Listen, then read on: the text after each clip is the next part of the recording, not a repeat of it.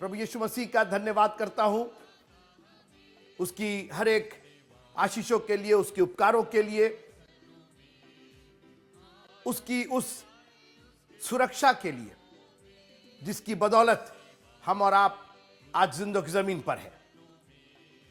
यह उसकी महाकरुणा का फल है कि हम मिट नहीं गए मित्रों, वरना हमारी अपनी कोई हस्ती नहीं, कोई बिसात नहीं, लेकिन उसमें हम सब कुछ है।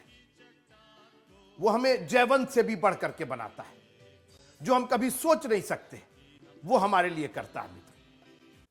उत्पत्ति की किताब और उसका 29वां अध्याय, और आज आपको याद होगा इसके पहले मैंने एक भाग में आपसे बात की थी, पहले पद से लेकर के और उसके 9वें 8वें पद तक, 7वें 8वें पद तक मैंने बात की थी कि किस तरीके से कुएं के ऊपर जो पत्थर रहता था वो हटाया जाता था, भेड़ बकरियों को पानी पिलाया जाता था और फिर उस कुएं के मुंह पर वो पत्थर रख दिया जाता था। और मैंने प्रोटेक्ट योर ब्लेसिंग, अपनी आशीषों की रक्षा करो, उस पर बात की थी। आज मैं इसके दूसरे भाग पर आपसे बात करना चाहता हूं। याकूब, मैं थोड़ा सा रिकैप कर दूं। याकूब अपने मामा के यहां जा रहा है, अपने मामू के यहां जा रहा है, आशीषों से लदा हुआ है। उसकी मां ने उससे कहा कि एसाव तुम्हारे खिलाफ है, तुमको मार डालना चाहता है और तुम्हारे साथ वो आशीषें भी खत्म हो जाएंगी, इसलिए इस जगह को छोड़ दो। और याकूब बेयाबान में, जंगल में एक विजन, एक दर्शन देखता है। एक सीढ़ी है जो जमीन से लेकर के आसमान तक लगी हुई है और उस पर फरिश्ते चढ़ते और उतरते हैं और उसके ऊपर के भाग पर परमेश्वर खड़ा होकर के याकूब को एक बार परमेश्वर ने फिर से उन आशीषों को दोहराया और अपनी ओर से कहा कि अब मैं कह रहा हूं, अभी तक तो इसहाक ने आशीष दी, अब मैं तुम्हें आशीष दे रहा हूं। उसके बाद याकूब ने वहां पर एक पत्थर लिया, उस पर तेल डाला, उसको अनॉइंट किया और उस जगह का नाम बेत एल रखा, यानी परमेश्वर का घर। वहां से आगे बढ़ता है और पूर्वियों के देश में आता है। वो अपनी अभी यात्रा में है और जहां पर उसको चरवाहे दिखाई देते हैं जो अपने 3 झुंड के साथ बैठे हुए थे और कुएं के मुंह पर पत्थर था और उसने जानकारी हासिल की और पता यह चला कि जब सब झुंड शाम को जमा हो जाते हैं तो पत्थर लुढ़काया जाता है, पानी पिलाया जाता है भेड़ बकरियों को, और फिर उसके मुंह पर पत्थर रख दिया था। अब और याकूब ने उन चरवाहों से पूछा कि वो लाबान को जानते हैं क्या, और अभी वो पूछ ही रहा था, तब तक उन्होंने कहा कि हाँ जानते हैं। तब तक लाबान की 2 बेटियां थीं और एक बड़ी बेटी, एक छोटी बेटी। बड़ी का नाम लिया था और छोटी का नाम राहेल था। और अभी वो चरवाहों से लाबान के बारे में, अपने मामू के बारे में, अपने मामा के बारे में पूछ ही रहा था कि राहेल पानी भरने के लिए उस कुएं पर आई। लगता था वही कुआं था वहां पर जहां पर सब लोग पानी लेने आते थे। और जब ये आती है तो लोगों ने, जो चरवाहे, तो उन्होंने कहा कि देखो लाबान की तो बेटी आ गई जिसके बारे में तुम पूछ रहे थे। और कुछ ऐसा लगता है कि राहेल इतनी खूबसूरत थी कि लव एट फर्स्ट साइट हो गया। याकूब को वो पहली नजर में भा गई। अभी आप मेरे साथ रहिए थोड़ा सा। और उसने जाकर के राहेल से बातचीत की, उसको चूमा, कहा कि मैं तुम्हारा रिलेटिव हूं, मैं तुम्हारा कजन हूं, और सब बातें, सब आपने पढ़ा इसके अंदर। मैं आज जो आपके लिए लेकर के आया हूं, मैंने कहा ना कि जो हम ये सीरीज चला रहे हैं, हम जो अध्ययन कर रहे हैं, हम सिर्फ कहानी, किस्सा, किताब नहीं पढ़ रहे हैं, हम उत्पत्ति की ही केवल घटनाओं का वर्णन नहीं कर रहे हैं। हम ये जानना चाह रहे हैं, मेरी बात सुनिए ध्यान से, कि इस घटना से हमारा क्या लगाव है, इस घटना से हमारे उद्धार का, हमारे दिनचर्या का क्या मकसद है, क्यों लिखी गई है ये बाइबल, क्यों पढ़ रहे हैं हम। कहानी किस्सा पढ़ना तो दुनिया के कहानी किस्से, इसी बात को हम बार बार क्यों पढ़ रहे हैं, ये हमारे लिए पवित्र वचन क्यों बना हुआ है, ये हम जानना चाहते हैं। और यही मैं प्रचारकों को चैलेंज करता हूं कि जब आप प्रचार कीजिए तो आप ये खोज करके निकालिए कि इसका हमारे जीवन से, क्योंकि ये ऐसे ही नहीं लिख दिया गया है मित्रों, ये घटनाएं यूं ही नहीं हो गई हैं। इन सब के पीछे परमेश्वर का एक मकसद है और वो मकसद उद्धार का मकसद है। लेकिन कैसे वो उद्धार मिल रहा है, ये क्यों हमारे लिए इतना इंपॉर्टेंट है, इसी पर हम बात कर रहे हैं। और मैं चैलेंज करता हूं आपको कि आप जो यहां पर 1.5 घंटे 2 घंटे बिताते हैं, ये हम जाया बेकार नहीं जाने देंगे आपका। हम आपको खुदा के कलाम से भर करके भेजेंगे। और अगर आपने खुदा का कलाम अपने जीवन में नहीं रखा मित्रों, तो बाकी सारी चीजें पेरिश हो जाएंगी और एक दिन आएगा आप तरस के रह जाएंगे। आप कहेंगे काश जब मैं सुनने लायक था, मैं सुनने लायक थी, मैं बैठ सकता था, मैं इंतजार कर सकता था, मैं सुन सकता था, मैं देख सकता था, मैं उसको अपने दिल में ग्रहण कर सकता था, तब मैंने नहीं किया। अब वो वचन कहां मिलेगा? क्योंकि एक बार जो वचन निकल गया मित्रों, वो वापस जल्दी आता नहीं। और इसलिए मैं आपसे दिल से हाथ जोड़ करके निवेदन करता हूं कि खुदा के कलाम को बहुत गंभीरता से लीजिएगा जब आप ये सुन रहे हैं, क्योंकि सुनना मसीह के वचन से होता है।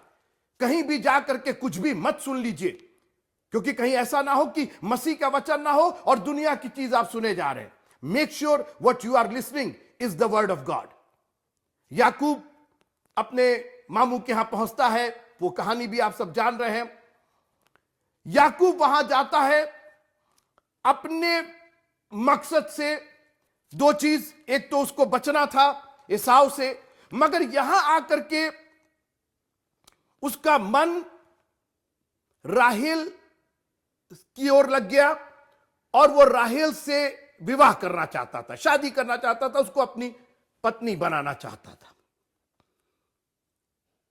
कहते हैं, अंग्रेजी में कहावत है, मैन प्रपोजेस गॉड डिस्पोजेस।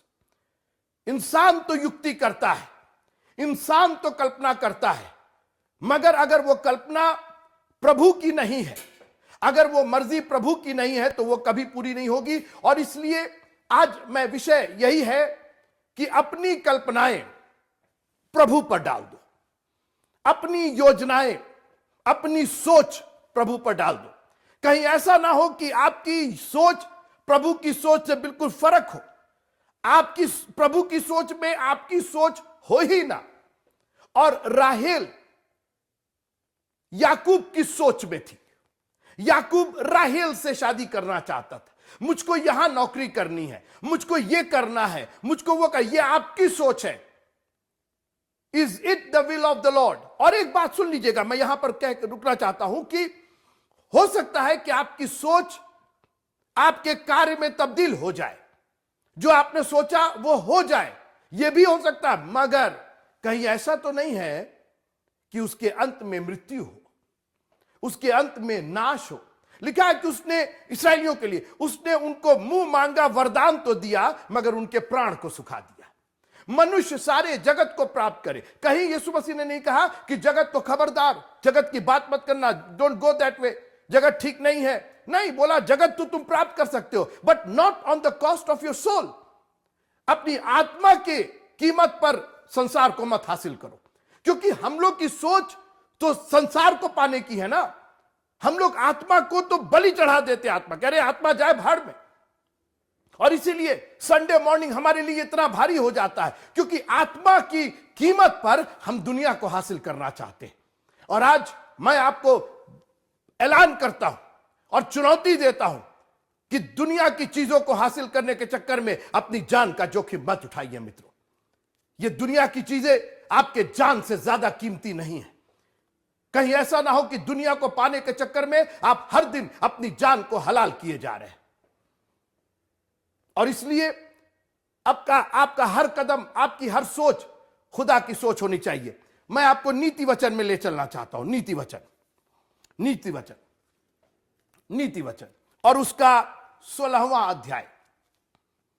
नीति वचन 16वां अध्याय और उसकी 9वीं आयत। Proverbs chapter 16 and verse number 9। नीति वचन 16वां अध्याय और उसकी 9वीं आयत। मनुष्य मन में अपने मार्ग पर विचार करता है। हो सकता है कि आप कई बार अपने विचार किसी को ना बताएं, वो आपके मन में ही हो। और मन में आप क्या विचार करते हैं वो आप जानते हैं और खुदा जानता है। सुनते रहिए। मनुष्य मन में अपने मार्ग पर विचार करता है, परंतु यहोवा ही उसके पैरों को स्थिर करता है। अब आइए उत्पत्ति किताब उसका 29वां अध्याय। याकूब राहेल से शादी करना चाहता था और उस अपनी योजना को पूरी करने के लिए उसने शर्त भी रखी। बोला नौकरी करेंगे, अपने मामू से कहा 7 साल नौकरी करेंगे, जो आप काम देंगे हम करेंगे, मेरी योजना पूरी होनी चाहिए। जितनी पढ़ाई करवाना है करवा लीजिए, जितने एग्जाम देना है दिलवा लीजिए, मेरी योजना पूरी होनी चाहिए। मैं ये बनना चाहता हूं, मैं ये बनना चाहती हूं, मैं ये करना, मेरी योजना, मेरी कल्पनाएं सिद्ध होनी चाहिए, मेरा करियर सही हो जाना चाहिए। जो दुनिया जो चाहे सो करवा लो तुम। लाबान धोखेबाज एक तरीके से लोग कहते हैं, जिसको वो एक अलग कहानी है, मैं उस पर कभी बात करूंगा। आप लाबान से बात कर रहे हैं, लाबान को आप अपना सब कुछ दिए जा रहे हैं कि आपकी योजना पूरी हो जाए।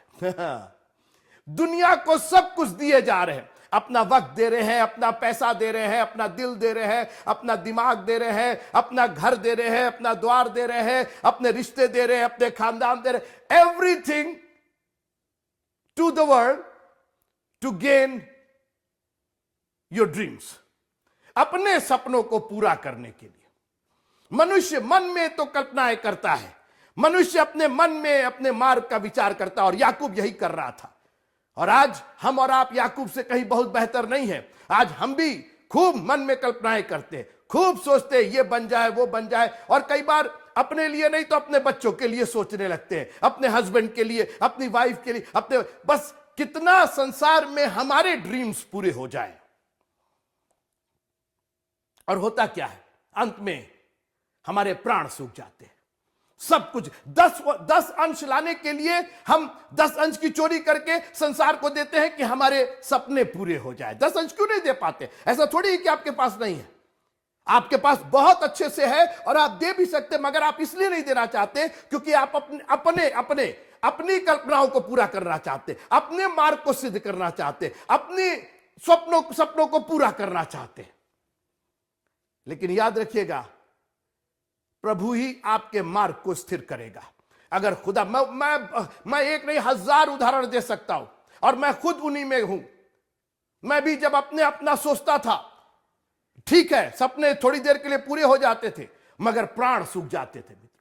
कर्जा भरते भरते यहां किए तो वहां कम हो गया, वहां किए तो वहां कम हो गया, क्योंकि ये मेरे सपने थे ना। अपनी कल्पनाएं प्रभु पर डाल दे, वही तुझे वही सिद्ध करेगा। याकूब को राहेल चाहिए थी, मगर हुआ क्या? 7 साल की मेहनत के बाद जब शादी हुई, बहुत खुश, राहेल मिल गई, मैंने जो मेहनत की थी आज मेरी मेहनत सफल हो गई, सर्टिफिकेट मिल गया, अवार्ड मिल गया, मैं पास हो गया, मैं उत्तीर्ण हो गया, मेरा बिजनेस चल गया, मेरा कारोबार चल गया। और जब सुबह उसने घूंघट उठा के देखा तो राहेल की बजाय लिया खड़ी थी। अब तो शादी हो चुकी थी। मुंह मांगा वरदान तो मिला, मगर प्राण को सुखा दिया। खत्तों में ढेरों अनाज तो हुए, मगर आवाज आ गई कि अगर आज रात को तेरा प्राण ले लिया जाए तो तुझे क्या लाभ होगा। यानी तेरे 1% का भी प्रॉफिट तुझे नहीं हुआ है। ये जो भंडारों को बड़ा करना चाहता है, कि इतने तुम्हारे हार्वेस्ट हो गया है और इतना तुम्हारा खेती हो गया है, एक्चुअली फायदा कुछ नहीं हुआ है, लाभ तुमको कुछ नहीं हुआ है। तुम्हारी आत्मा ही जब बर्बाद हो रही है। और आज मैं आपको बहुत गंभीरता के साथ विचार करने के लिए सलाह देता हूं मित्रों, कि अपनी कल्पनाएं प्रभु पर डाल दीजिए, अपने बच्चों की कल्पनाएं प्रभु पर डाल दीजिए और कहिए, प्रभु ठीक है, प्रभु अगर आपके सपनों को पूरा कर रहा है, नो प्रॉब्लम, कोई बात नहीं। कई बार प्रभु करता है, लेकिन प्रभु को करने दीजिए ना, प्रभु की मर्जी के अनुसार। जैसे तेरी मर्जी आसमान में पूरी होती है, वैसे ही जमीन पर पूरी। हम जो जमीन पर है, हमारी जो मर्जी है वो आसमान की मर्जी पूरी होगी। प्रभु जी, मेरी नहीं लेकिन तेरी इच्छा पूरी हो। और याकूब को सुबह लिया मिलती है। क्या प्रॉब्लम थी लिया में? 2 प्रॉब्लम थी। नंबर 1 कि याकूब उसको चाहता ही नहीं था। यही प्रॉब्लम अपने बहुत बड़ी प्रॉब्लम है। ये याकूब का ड्रीम ही नहीं था, याकूब का ड्रीम तो राहेल थी। और आप इनको स्त्रियां मत समझिए, वो ठीक है, वो याकूब के लिए स्त्रियां थी। आप अपने जीवन को देखिए, आप अपने आप को याकूब मान के चलिए कि आप जिस पर मन लगाए हुए हैं, जो चीज आप चाहते हैं, मालूम हुआ कि उसके लिए 7 साल काम किया, सारा पैसा आपने लुटा दिया, बजाय 10वां अंश देने के आपने तो बच्चे की फीस ही भरते रह गए। आप तो घर का सामान ही लाते रह गए। अरे 10वां अंश बचा लो यार, इस बार यहां दे देते, वहां दे देते, ये कर देते। चर्च में देने की बजाय, प्रभु पर अपनी कल्पनाएं देने की बजाय आप तो अपने ही ड्रीम को पूरा करने के चक्कर में पड़े हुए थे। कोई बुराई नहीं है, लेकिन कहीं ऐसा ना हो कि सुबह आपको लिया मिले, आपकी मेहनत पर पानी फिर गया। और दूसरी प्रॉब्लम यह थी कि लिया की आंखें धुंधली थी। यह कहीं नहीं लिखा है कि वो कुरूप थी या क्या थी, लेकिन उसकी आंखें धुंधली थी। तो जो भी हो, वो याकूब की का सपना नहीं थी। She was not the dream of Jacob. और यहां याकूब की का सपना चूर चूर हो गया। थोड़ी देर सुनते रहिए मेरे। याकूब का सपना तो चूर हो गया, मगर परमेश्वर की कल्पनाएं, परमेश्वर की योजनाएं पूरी हो गई। अब सुनिए, याकूब आशीष से भरा हुआ था और यह आशीष ट्रांसफर होनी थी। और ट्रांसफर कैसे होती? जो उसका वंशज होता, उससे उसको ट्रांसफर होती। तो उसके लिए एक स्त्री चाहिए थी, एक पत्नी चाहिए थी। मेरे साथ रहिएगा थोड़ी। तो यहां पर एक स्त्री जो राहेल उसको दिख रही है। याकूब की कल्पना राहेल थी, परमेश्वर की कल्पना लिया थी। और याकूब से अगर पूछा जाता कि लिया से शादी करोगे, नहीं करेंगे। परमेश्वर कहता लेकिन उसी से तो हमको वंशज आगे बढ़ाना है, उसी खानदान में तो यीशु मसीह को पैदा होना था। सुनते रहिए आप। और सुनिए, आइए उत्पत्ति की पुस्तक, उसका 29वां अध्याय और उसकी 21वीं आयत। याकूब अपने सपने को टूटा हुआ मान करके रो रहा है, बिलख रहा है, निराश है। आज मैं आपको चैलेंज करना चाहता हूं, has your dream been shattered? आपके सपने टूटे हैं क्या?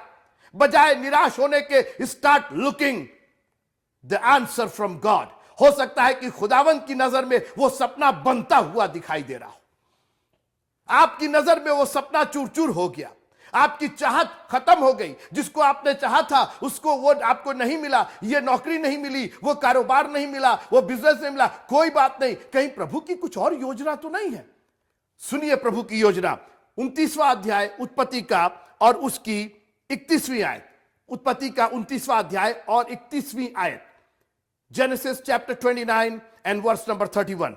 जब यहोवा ने देखा कि लिया अप्रिय हुई, क्योंकि वो तो सपना थी नहीं, सपना तो राहेल थी इनकी। ये तो राहेल को अपनी पत्नी बनाना चाहता था, पत्नी बन गई लिया, और अब याकूब उससे प्रीति नहीं रख रहा है। तो क्या किया? तब उसने उसकी कोख खोली, पर राहेल बांझ रही। सुना आपने? मुंह मांगा वरदान। बाद में राहेल से शादी हुई, मगर राहेल के बेबी नहीं हो रहा है। राहेल बैरन है, बांझ है। वो आशीष ट्रांसफर नहीं हो रही है, और ट्रांसफर तो लिया के द्वारा हो रही है। यह परमेश्वर की कल्पना है मित्रों। आपने अप्रिय जाना, यह मेरी योजना थी। तुम अपनी योजना के तहत चलते रहे तो अब कोख खोल लो ना, अब संतान पैदा कर लो ना, अब आशीषें कर लो ना। आपको मिल तो गई, राहेल भी मिल गई, आखिरी में राहेल मिली, लेकिन परमेश्वर ने उसकी कोख को बंद कर दिया और बोला the blessing will stop right there, अब इसके आगे नहीं जाएगी। मैं आपसे नम्र निवेदन करना चाहता हूं, अपनी कल्पनाओं को, अपनी योजनाओं को प्रभु पर डालिए। कहीं ऐसा ना हो कि आपकी योजनाएं धरी की धरी रह जाए। राहेल मिलने के बाद भी आपकी आशीषें आगे नहीं जा रही है। और याद रखिएगा, लिया के द्वारा जो संतान उत्पन्न हुई, उन्हीं संतान में, उसी वंशज में यीशु मसीह पैदा हुए। मैंने फिर कहा, यीशु मसीह पैदा हुए लिया की संतान के द्वारा। तुमने अप्रिय जाना, ये क्योंकि नियम था बड़ी बेटी से शादी होने का। तुमने उसको घुमा फिरा करके तुमने अपनी योजना, अपना एजेंडा चला दिया, मनुष्य का एजेंडा चलने लगा। परमेश्वर से आप ढेर करेंगे? परमेश्वर आपको कुछ और आशीषें देना चाहता है। परमेश्वर आपकी योजना कुछ और है, वो अपनी महिमा आपसे लेना चाहता है। अरे वो हम लिया मिल गए, हमको लिया चाहते नहीं थे, निराश हो गए, हताश हो गए। खबरदार जो आप हताश और निराश हुए, अगर आप उसके मानने वाले हैं, अगर आप विश्वासी हैं, अगर आप खुदा के कलाम में दृढ़ हैं, अगर आप उसके कलाम को सच्चा मानते हैं, तो एक काम कीजिए, रोना धोना बंद करके, निराशा वाली बातें बंद करके आप कहिए, प्रभु तेरी योजना क्या है? हमारी योजना तो ये थी, वो थी, वो सब तो बेकार हो गई। राहेल मिलने के बाद भी हम आगे कुछ नहीं कर पाए, एक संतान हम नहीं पैदा कर पाए। ये हम कर क्या रहे हैं? हमारी योजना थी इस लड़की से शादी करे, उस लड़की से शादी करे, यही चाहिए वही चाहिए। तेरी योजना क्या है प्रभु जी? क्योंकि बगैर उसकी योजना के आशीषें आगे नहीं बढ़ेंगी। उसने उनको मुंह मांगा वरदान तो दिया, मगर उनके प्राण को सुखा दिया। कहीं ऐसा ना हो कि सारा जगत आपको मिल जाए और आपका जान का जोखिम हो जाए। इतनी बड़ी नसीहत इस चैप्टर से, इतनी बड़ी नसीहत मिली मित्रों। जब मैंने इस अध्याय को और मैं दुआ करने लगा, मैंने प्रभु जी ये इतनी बड़ी नसीहत जो आपने हमें याकूब के रूप में दिया, अब भी अगर हमारी आंखें नहीं खुली, अब भी हम अपनी मर्जी पूरा करते रहे, अब भी हमको ये चाहिए वो चाहिए, हम अपने बेटे को ये बनाएंगे, बेटी को बनाएंगे, और हमको इससे, हम दुनिया की कल्पनाएं करते हैं, परंतु यहोवा ही हमारे पैरों को स्थिर करता है। एक और पद सुनिए, नीति वचन उसका 16वां अध्याय 3 और 4, जो अभी मैं बार बार कह रहा हूं, अपने कामों को यहोवा पर डाल दे, इससे तेरी कल्पनाएं सिद्ध होंगी। क्योंकि आपकी कल्पना में फ्लॉ हो सकता है, कमी हो सकती है मित्रों, आपके कामों में। Let God take care of it. हमारी और आपकी योजना, हमारे और आपके काम मैले और चिथड़ों के समान है, यहोवा पर डाल दे, आपकी कल्पनाएं सिद्ध हो जाएंगी मित्रों। प्रभु के वचन के अनुसार चलिए। आप कैसे डालेंगे? उसके वचन के अनुसार चलने पर। समर्पित कर दीजिए।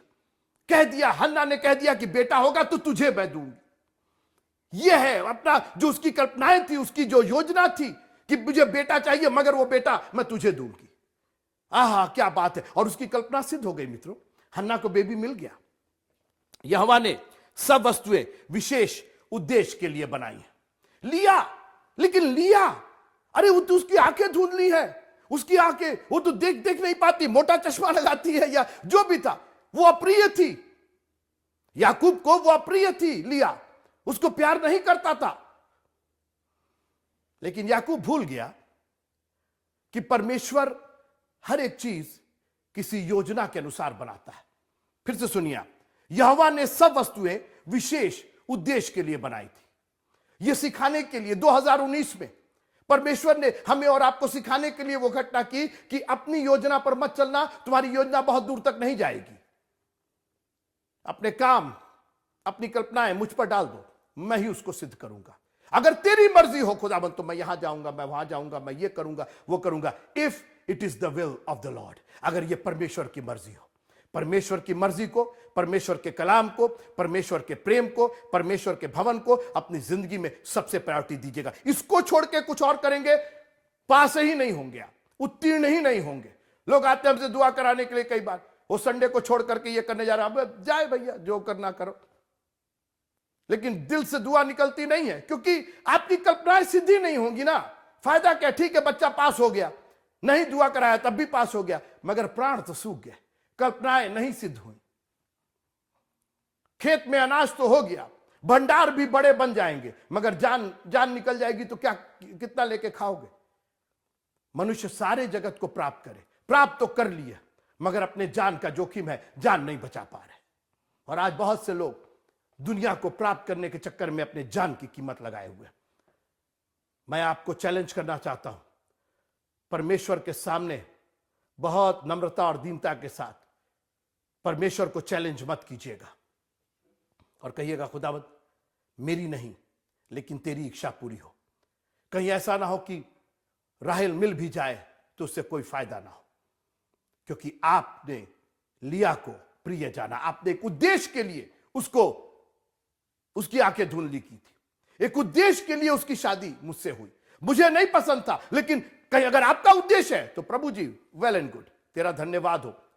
प्रभु ने लिया की कोख खोल दी और उससे जो बेबीज पैदा हुए, जो वंश निकला, वही वंश आगे जाकर के उसी में यीशु मसीह पैदा हुए।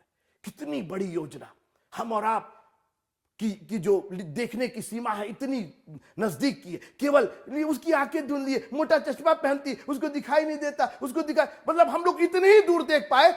खुदावंद कहां से कहां तक देख रहा था।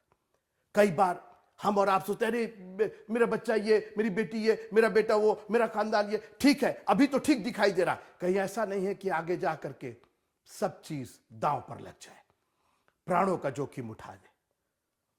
हमारी और आपकी जिम्मेदारी है मित्रों कि हम परमेश्वर की योजना को पूरा करें और कहें प्रभु आपने जो भी योजना मेरे जीवन के लिए बनाई है वो आपकी मर्जी के अनुसार पूरी होगी। मेरी मर्जी कुछ भी नहीं खुदा, मेरी मर्जी यही है कि आपकी मर्जी पूरी। मैंने कई बार आपसे कहा कि जब दुआ कीजिए तो यही कीजिए कि मेरी इच्छा यह है कि आपकी इच्छा पूरी हो, क्योंकि आपकी जो इच्छाएं होंगी उस इच्छा में कभी प्राण नहीं सूखेगा, प्राण की जान की कीमत नहीं होगी, बल्कि जान बचाई जाएगी। प्रभु आप सबको बहुत आशीष दे, ये आशीष दे कि आप उसकी मर्जी को दिल और जान से